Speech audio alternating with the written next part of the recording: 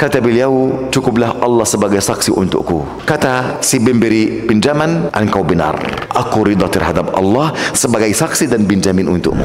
Dan ada salah satu hadis Nabi SAW yang sangat mulia, mendekatkan kepada kita masalah tawakal seperti apa. Engkau tidak bisa merasa keagungan tawakal kecuali merasa keagungan tauhid. Semakin tauhid engkau tinggi, semakin tawakal engkau akan tinggi. Nabi SAW bercerita kepada kita bahawa ada seorang dari Bani Israel meminta kepada orang lain dari Bani Israel untuk meminjamkan 1000 dinar. 1000 dinar kalau uang sekarang mungkin berapa im? 1 dinar hampir 4,25. 1 dinar 4 gram, 25 dari gram emas. 1 gram saja berapa harganya sekarang? Hampir 2 juta. Gram 24. Yani hampir berapa im? Dia minta meminjamkan 1000 dinar dari saudaranya. Lalu orang memberi pinjaman berkata kepadanya, datanglah untukku seorang pinjamin menjadi saksi. Kata beliau, aku tidak memiliki. Aku tidak, artinya beliau orang asing, tidak ada orang tahu dia sama sekali. Kata beliau, cukuplah Allah sebagai saksi untukku. Kata si pemberi pinjaman, engkau benar.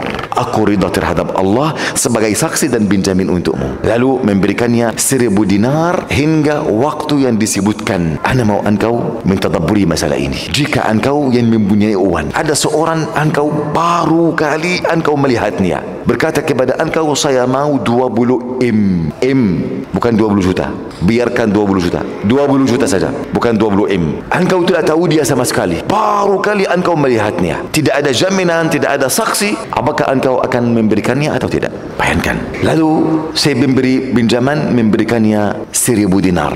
Lalu seorang itu sudah berlayar, kemudian pergi ke tempat yang jauh. Pada waktu yang sudah ditentukan oleh mereka, beliau ingin kembali harta itu, ini membayar hutangnya. Namun di antara dia dan si pemberi pinjaman itu ada laut, harus naik kapal. Lalu dia di tepi laut mencari kapal, ternyata tidak ada pada hari itu karena angin sudah kencang, kemudian ombak sudah tinggi, tidak ada kapal sama sekali. Tapi dia tidak mau orang yang memberikannya pinjaman itu akan binyasal, karena ini akan dihak siapa? Allah Jalla Jalaluh. Orang itu ridha memberikan hutang, ridha terhadap Allah sebagai saksi dan jamin. Lalu seorang itu melakukan apa ya ikhwani? Dia sudah mempunyai uzur, tidak bisa berenang ke sana, tidak ada kabel sama sekali. Kata Nabi SAW, lalu dia menambil sebuah kayu, membuat lubang di dalamnya, meletakkan 1000 dinar di dalam kotak, kemudian membuatnya di dalam lubang di dalam kayu tersebut bersama salah satu surat.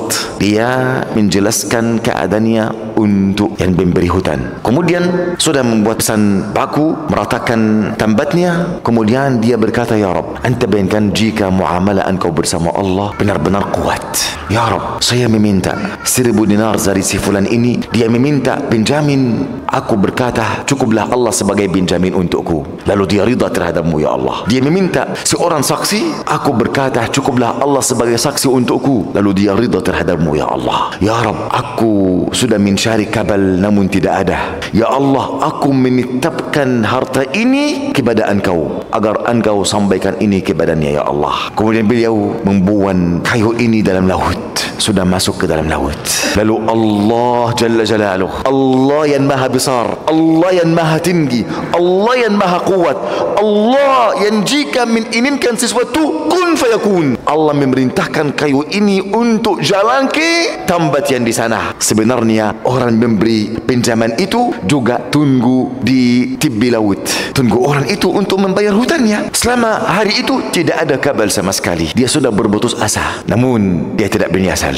Akhirnya dia melihat ada sebuah kayu, menambil kayu ini supaya dia menggunakan untuk masak dalam rumah, memberikannya kepada istrinya. Istrinya memecahkan kayu tersebut, ternyata di dalamnya ada 1000 dinar dan surat dari sahabatnya itu. Hari esoknya orang tersebut tidak putus asa, tidak sudah bertawakal atau sudah bersandar atas perbuatannya kemarin kemudian diam, tidak. Lalu dia membawa 1000 dinar lagi, kemudian naik ke sebuah kapal dan pergi kepada yang memberi pinjaman, berkata, jazakallahu khairan, mohon maaf kemarin saya tidak bisa datang karena tidak ada kabel sama sekali, ini uang engkau. Kata beliau, bukanlah engkau menerima harta engkau kemarin? Kata beliau, aku tidak bisa datang kemarin karena karena tidak ada kabal. Kata si pemberi pinjaman, namun Allah sudah membayar hutang engkau. Ambillah 1000 dinar untuk engkau ini dan jazakallahu khairan. Ini namanya ya ikhwani gambaran untuk tawakal yang benar. Yang benar ya ikhwani. Orang yang bermuamalah sama Allah mustahil dia akan binyasal. Walaupun secara zahir dia akan gagal atau keinginannya tidak terjadi, cita-citanya tidak terwujud, karena dia bertawakal kepada Allah. Tidak ada aqd antara engkau dan Allah. Jika saya bertawakal, saya harus mewujudkan, ya Allah, engkau harus mewujudkan apa yang saya inginkan. Tidak ada ini. Engkau bertawakal, engkau berdoa, engkau bersandar kepada Allah, lalu seharusnya engkau bersaya kepada apa? Ikhtiar Allah untuk engkau, ketitipan Allah untuk engkau.